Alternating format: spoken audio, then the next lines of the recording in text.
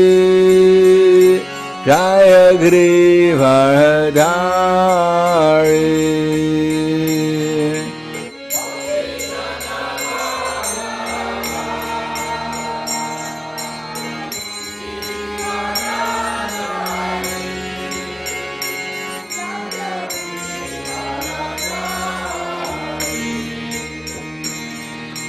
Kopirana Balaba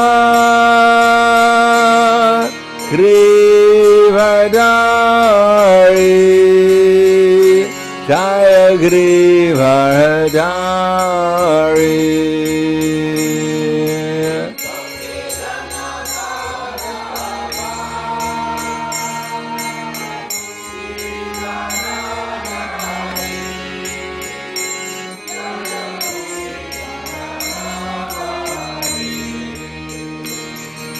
Kopidana Balaba Grivadari Jaya Grivadari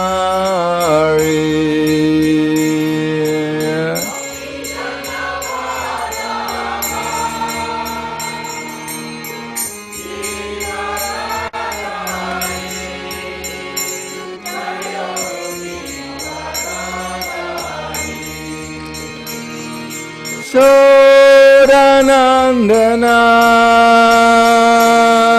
Radha-dana-ranjana Jaya Radha-dana-ranjana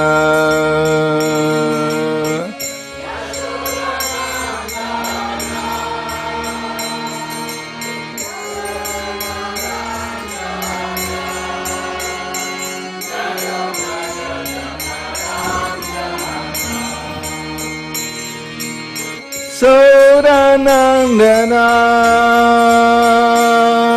Radha-dana-ranjana Jaya Radha-dana-ranjana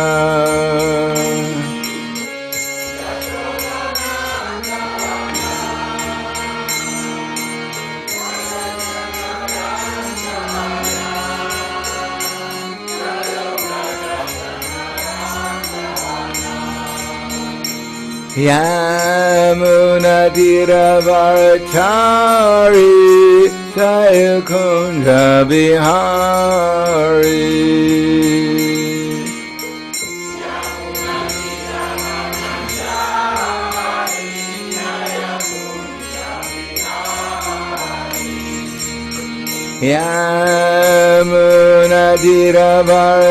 Yamunadiravarachari Jaya Kunja Bihari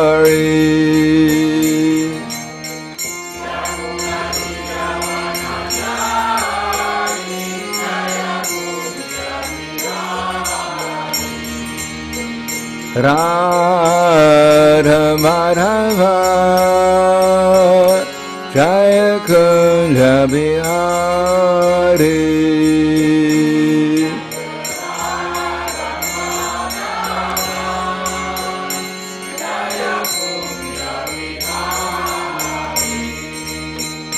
Jaya Radha Madhava Jaya Kunja Bihari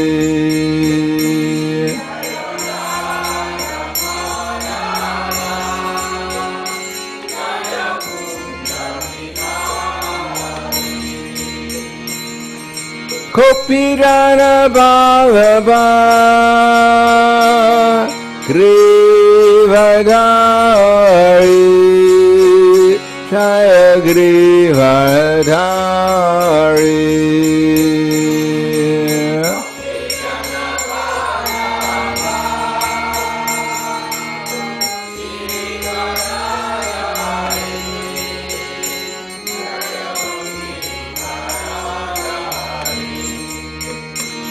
Kopidana Balaba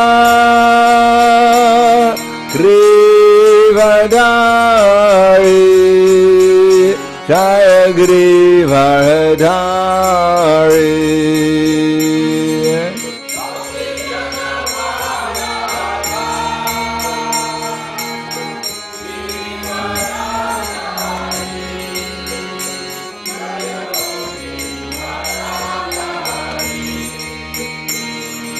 Kopidana Ballabha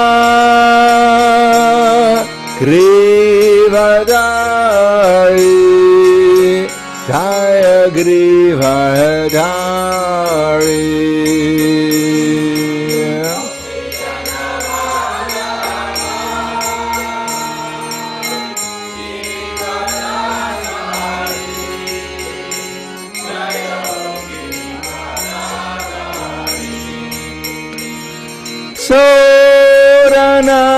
Soranandana Rajadanarandana Jaya Rajadanarandana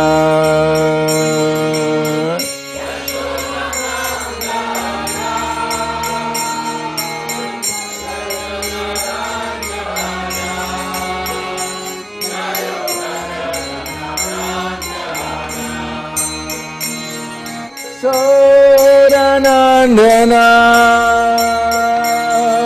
Rajadanarandana Jaya Rajadanarandana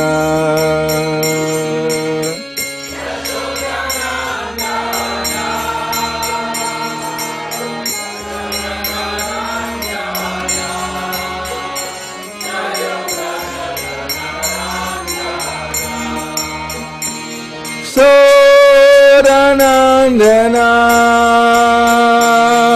Rajadanarandana Jaya Rajadanarandana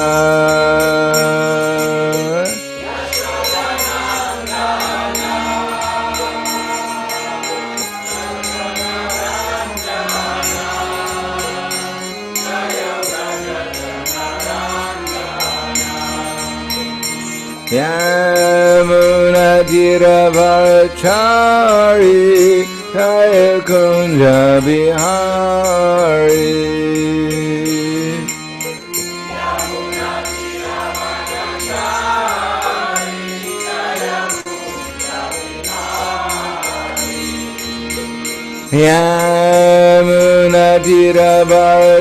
Yamunatiravarachari Jaya Kunja Bihari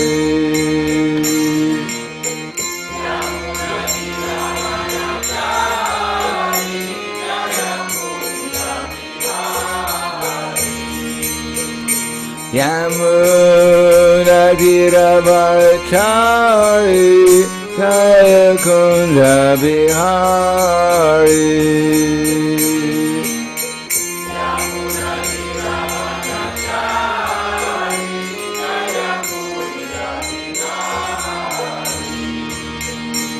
Radha Madhava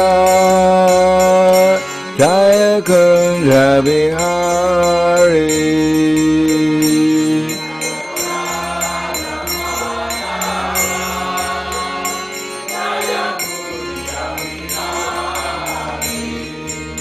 Jaya Radha Madhava Jaya Kunja Bihari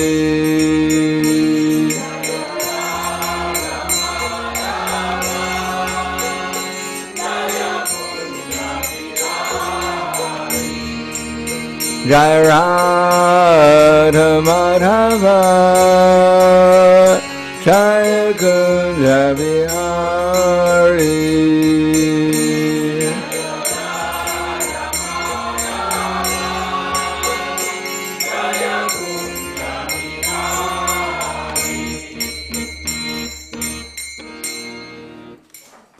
Jayam Vishnupad Paramhangsa Ravidakacharya Ande Hariwal, glorious to the sound devotees, all glorious to Shri Guru and Shri Gauranga. Namo Vishnupadaya Krishna Prasthaya Bhutaya Srimate Bhaktivedanta Swami Namane Namaste Saraswati Deve Gauravani Vicharane Nirvishesha Srinivadi Paskyatyade Satarne Om Ajnana Timirandasya Gyananjana Salakaya Chakshuru Militam Yena Tasmai Shri Gurave Namaha Shri Chaitanya Manovishtam Stapitam Yena Bhutale Swayam Rupa Kadamaham Tadati Swapadantikam Vandeham Shiguro Shiyuta Pada Kamalam Shigurum Vaishnavamscha Shirupam Sagrajatam Sahagana Raganatam Vitam Tam Sajivam Sadvaitam Savadutam Prajana Saitam Krishna Chaitanya Devam Shri Radha Krishna Padan Sahagana Lalita Shiva Sakan Vitamscha Hey Krishna Karna Sindhu Dinabando Jagatpate Gopesha Gopika Kanta Radha Kanta Namostute Tapta Kanchana Gaurangi Radhe Vrindavaneshwari Prashubhanu Siddha Devi Pranamami Hari Priye Vanchakapa Trubhyascha Kripa Sinubhyevacha Patidanam Bhavanebhyo Vaishnavebhyo Namo Namaha Shri Krishna Chaitanya Pranityananda Shadvaiti Gadadhar Shivasati Gaur Bhaktivinoda Hare Krishna Krishna Krishna Hare Hare Hare Rama Rama Rama Hare Hare Om Namo Bhagavate Vasudevaya Om Namo Bhagavate Vasudevaya Om Namo Bhagavate Vasudevaya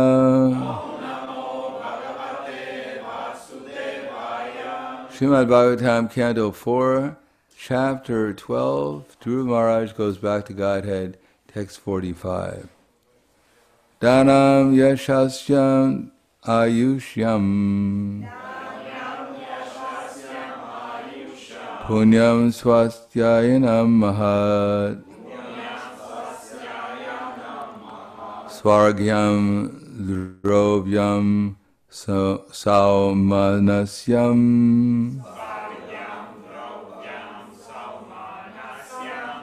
prashasyam agam marshanam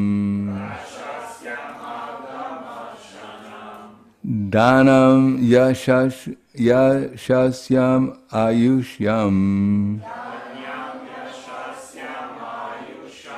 punyam swastyayanam mahat swargyam drovyam saumanasya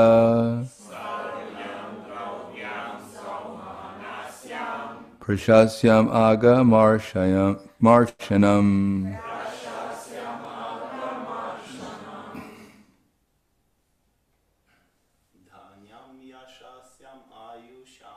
Dhanam yasya ayusham Punyam swastyayana mahat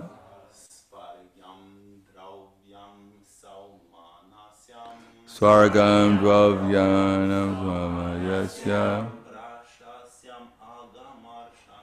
Prashasyam agamarshanam.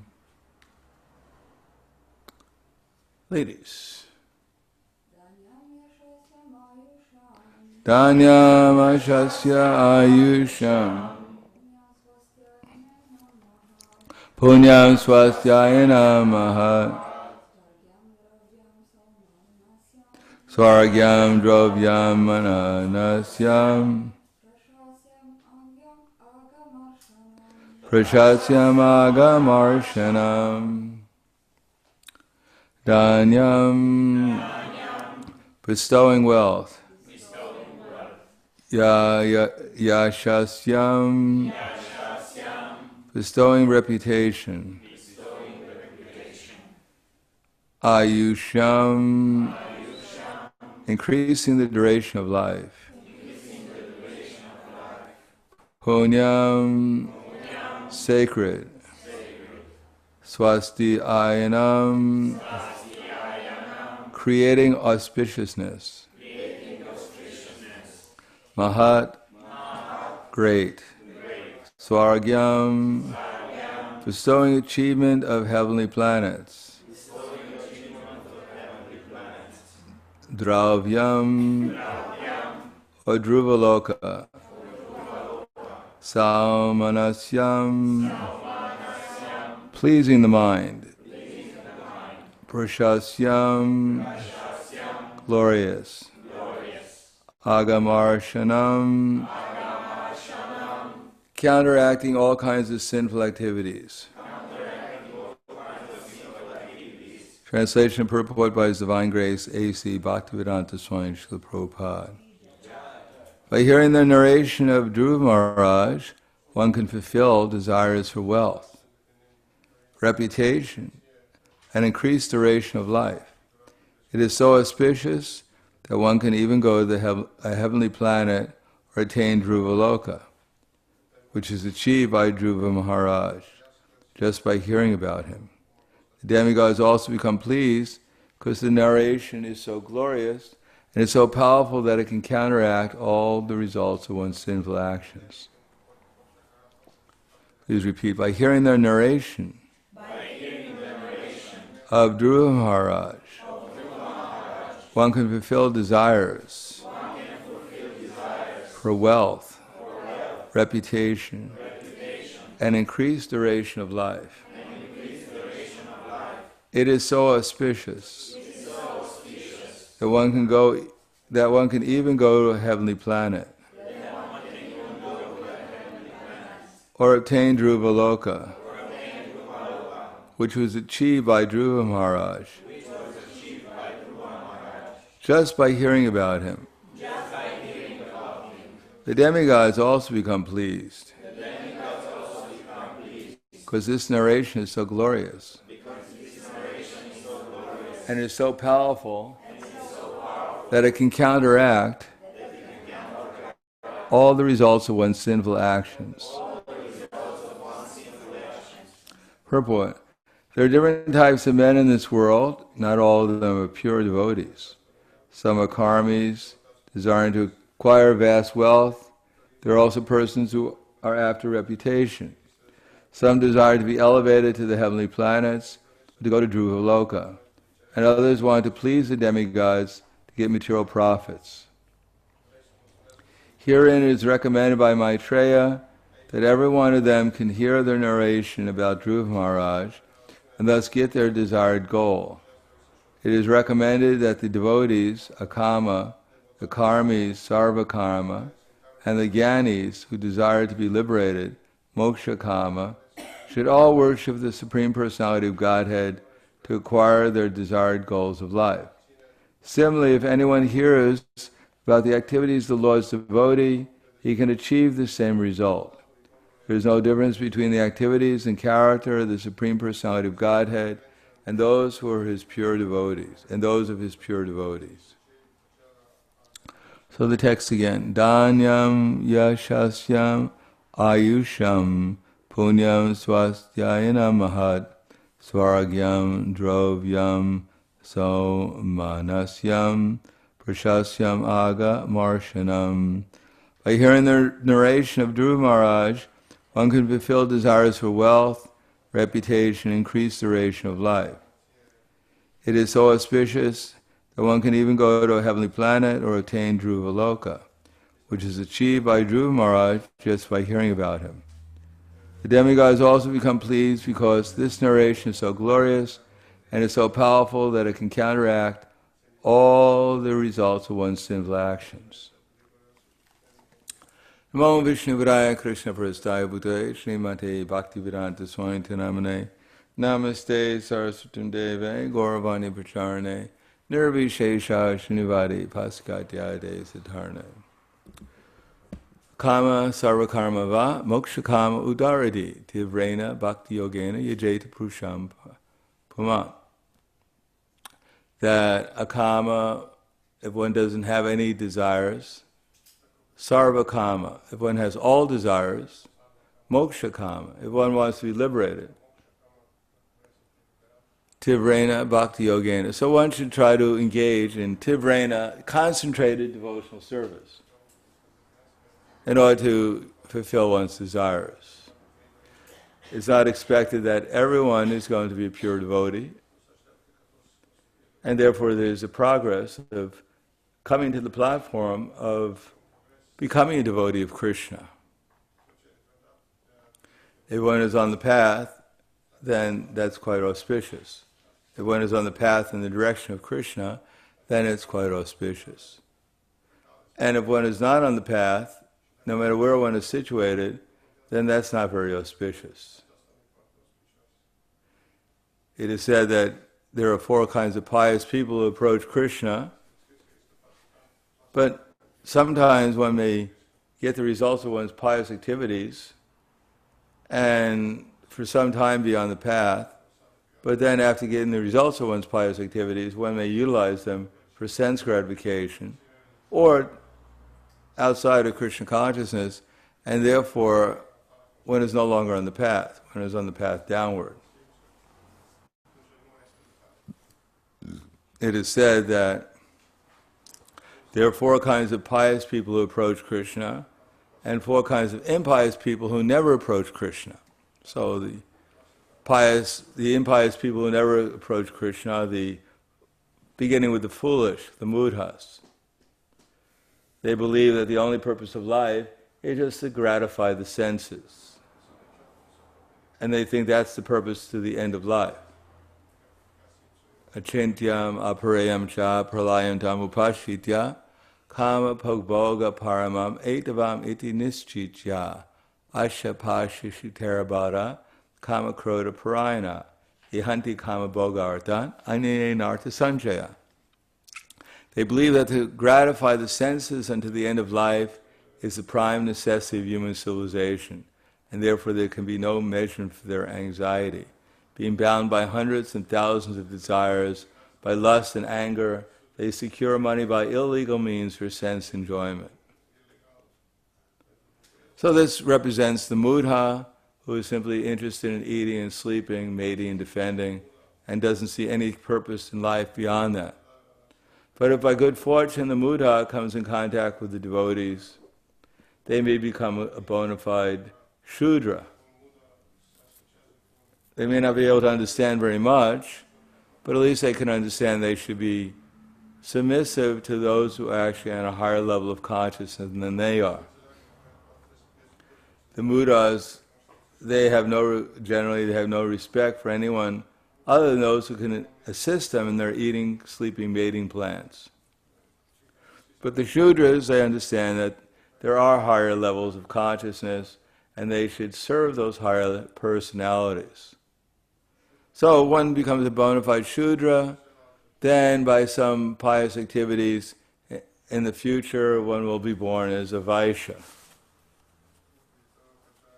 And protect cows, live off the land, understand the value of clean water and fresh air, civilized relationships with people based on etiquette and culture. But if one becomes born in such a family, but misuses that opportunity and starts engaging in sense gratification without restriction, then one becomes a Naradama. They, by pious activities, were born into some so-called civilized society, or relatively civilized society, but they decided to utilize it for unrestricted sense enjoyment. Therefore, although they appear to be cultured and civilized, actually they're on the same level as the animals. Now, after becoming pious, performing activities in the mode of goodness, or relatively in the mode of goodness, more like in passion, but at least doing one's duty, following the higher authorities, the actual real authorities, and protecting the animals and living in a civilized way with others, then one may be born as an intelligent person, an intellectual. Inquisitive. Is there anything higher than simply living a good material life? So such persons, if they study the Vedas, they learn about the heavenly planets, they may learn even about liberation. And they inquire and they perform their activities in order to come to the platform of at least going to the heavenly planets, or which may be more on the Vaishya side, or liberation. becoming a Brahmin. But if the intellectual devotee who has the opportunity to hear from higher authorities, but misuses that opportunity and performs sinful activity, then they become a Maya Pritagyana. They simply speculate without accepting the actual reality of the truth. But if one is able to accept the reality of the truth and investigates and studies and perform the appropriate austerities and sacrifices, one may be born in the future as a Brahmin, where one is actually trying to achieve liberation. But if the Brahmin misuses his assets, like Shringhi, and offends other people by trying to lord it over them, then one becomes an asura bhavam ashritya. He becomes an atheist demon, powerful atheist demon like a Brahma Rakshasa. So there's a path upward, but one can always, on the path upward, simply go downward. One may become a powerful yogi like Durvasa Muni, but if one misuses that power, then he becomes chased by the Sudarshan Chakra, the wheel of time. So one should take the Krishna consciousness, and it says here, in any situation, one should perform devotional activities such as hearing about Dhruva Maharaj, even if the objective is to fulfill one's material desires. Because everyone in the material world who's not a pure devotee has material desires. So if those desires are fulfilled, then one will at least develop confidence and faith in the process of Krishna consciousness. People are interested in something that works. Nowadays people have faith in science, not because science has actually discovered where everything came from, nor do they actually even understand how the material nature works, but they understand it well enough to produce something that impresses people, a computer or an airplane, and so they can do something practical, therefore people have some faith in them. And of course the scientists misuse that faith to present things that are beyond their capacity, but people have no alternative, seemingly, in modern society, but to accept the fantastic speculations that the scientists come up with. All based upon the fact that they were able to make a computer, or an airplane, or a car. Cause, now if in the Vedic culture, people had faith in the Vedic culture because they were able to do something practical. The Brahmin priests, who were the topmost intellectuals, besides the devotees, they had mastered the science of controlling the universe, and therefore by chanting mantras, they were able to produce so many different things. Even the Kshatriyas, by properly going through the austerities and the proper training from their childhood, were able to produce weapons, tornado weapons, Brahmastra weapons, fire weapons, just by chanting mantras. Similarly, the Brahmins would unite the sacrifice just by chanting mantras, and they could take an animal that was killed in the sacrifice, such as a cow or a horse, and bring it back to life. So unless they did that, no one would invest all the money, all the Lakshmi, in the sacrifice, because it depended upon the expertise of the Brahmin. So the Brahmin can do something simple, like lighting the fire by mantra, or bringing some animal back from the sacrifice that was been sacrificed to life again.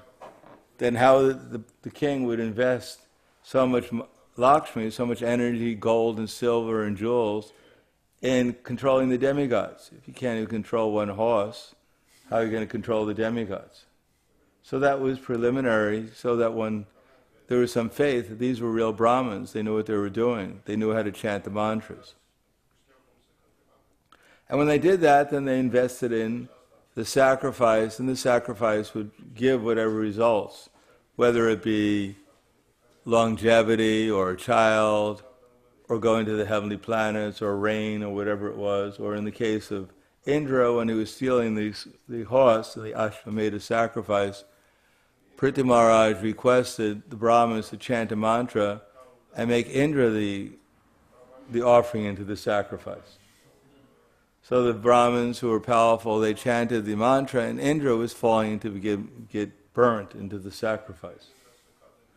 The Brahmins were so powerful they could control even the demigods. Therefore everyone respected them for good reason.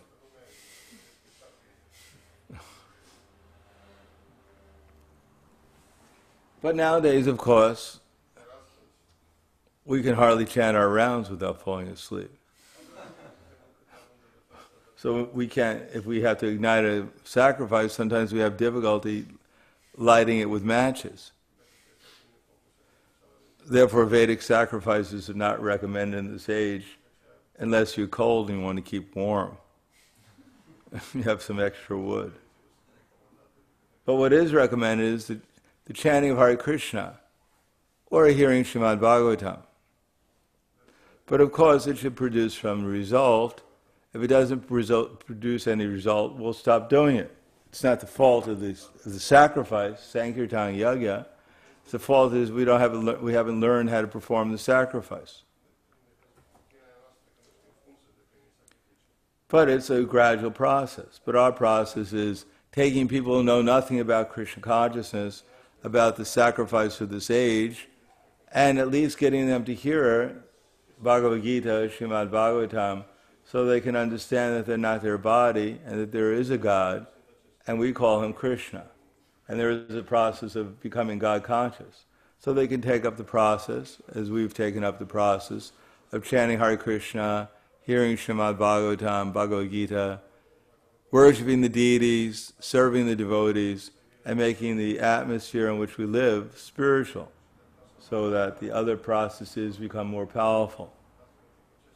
So introducing people to Krishna consciousness, getting them to perform the activities of devotional service, and then getting them to mature in their activities, chant the prescribed number of rounds, become regulated in their lives, and then even start participating in service to the movement, to spreading Krishna consciousness, assisting those who are preaching, and then eventually becoming preachers themselves, teachers themselves, and going out and spreading Krishna consciousness and bringing the innocent into the process of becoming devotees of Krishna.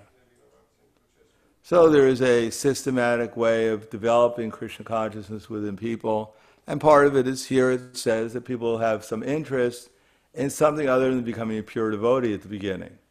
So if we make our preaching that this is all about just becoming a pure devotee, the people will not become attracted so easily. So Srimad Bhagavatam, even Srimad Bhagavatam is offering different things. If you do this, you'll get this result. If you do that, you'll get this result. So we should also tell people that if you take it to this process, that your family life will go better, everything will go better, your mind will become more peaceful. We should also explain to them the value, what the results will be if you become Krishna conscious, besides the fact that you'll go back to Dhruva Loka, which most people they don't even believe in. They'll become healthier, they'll become wealthier, they'll become wiser. That they believe in. Of course, that's not our primary thing that we're offering people. We're offering them to become Krishna conscious, but we should also explain to them as you progress that everything auspicious in even your material life may manifest itself, at least for those who have that interest. Because we also know that sometimes Krishna takes everything away. Yasyanu grahami kurishe taddanama shanai. But generally we don't tell people that in the beginning.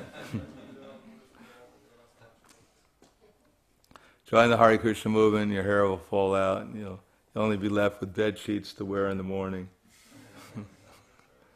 You'll lose all your friends, and your parents will curse you. Join the movement, you'll have a good time. And if you get, after a couple of weeks, when you get trained up, You can sit on the floor and sleep on the floor, eat with your hands, and chant this, mumble something called Hare Krishna. So that's not how we generally present Krishna consciousness at the beginning, but we should be careful also not to try to present it as some kind of fruitive activity, because otherwise that's what we'll attract.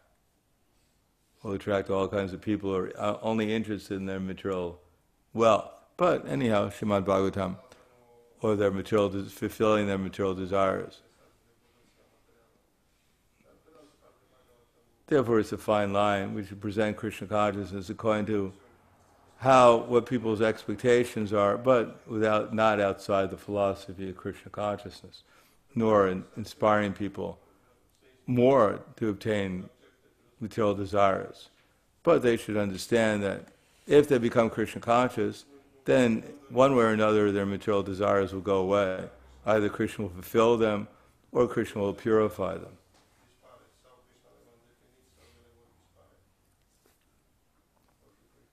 Just like, for instance, people have a desire to eat, so we're offering them something better to eat. So in that sense, we're offering them something higher. They're going to eat, but we're offering them something better. We have a solution for sleeping. You can come to Bhagavatam class, and if you have insomnia, you can fall asleep very easily.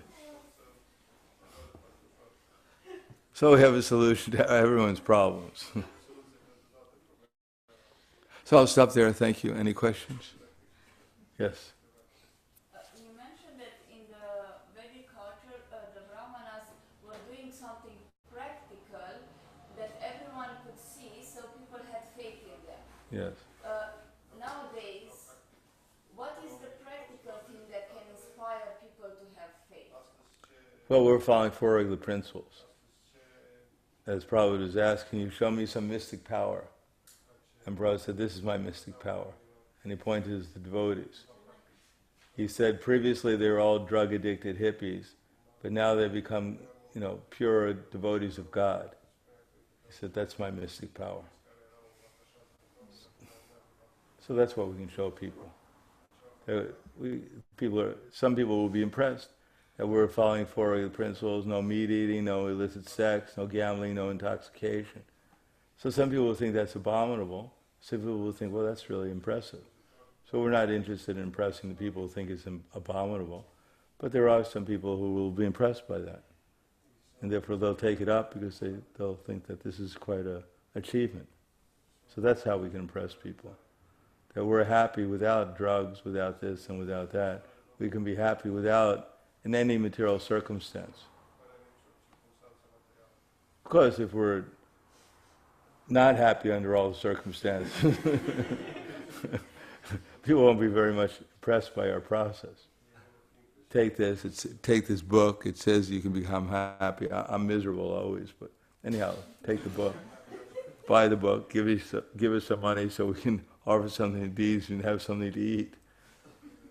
That people will be impressed if we're happy, in spite of the fact that we're living a saintly life. Because why are people committing simple activities?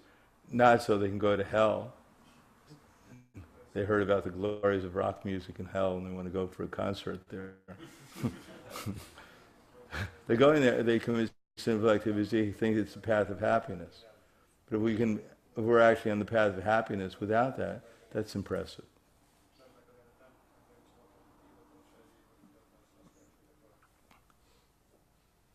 Otherwise, why are they spending billions of dollars on intoxication, billions of dollars in illicit sex, billions of dollars in animal slaughter, billions of dollars of gambling and speculation? Just to become happy. So, we have a process that doesn't cost anything. Become happy. Save money. Anything else? All right, thank you very much. Grandaraj Srimad Bhagavatam ki jai. Srila Prabhupada ki jai. Gaur Premanande.